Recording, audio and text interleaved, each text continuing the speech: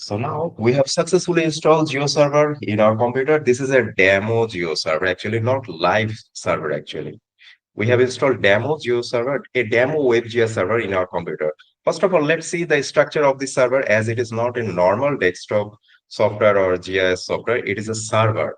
So as we already know in our previous theoretical class of Web GIS, um, server has a directory, same as like our computer. Server is a computer, but something more than our normal computer. Okay. Mm. Uh, in here, server also has some kind of drive in where we need to upload our shape file or our data. Okay. But in our this computer, we already have C drive, D drive, E drive. But where is our server directory? Okay. Let me show you. Our this demo server also has its directory, separated directory. It's his own property.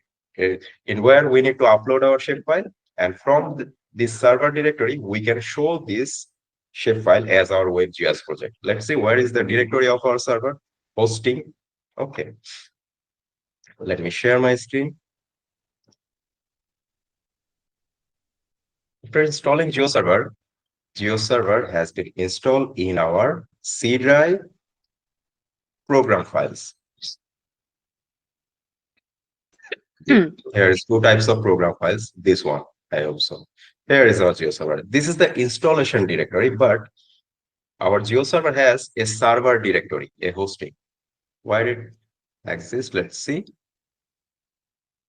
In our C drive, we have another folder, which is naturally hidden folder. It is program data. If you can't see this program data, you can make it visible by clicking this view and show hidden items. If you check Mm. this, your this program data folder will be appeared.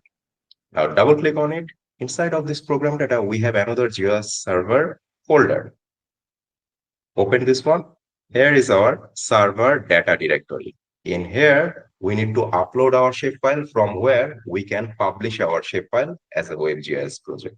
Okay, we already have many shapefile folders because after installing GeoServer, it provides us some sample of WebGIS project. We will see this also. So this is the directory of our GeoServer.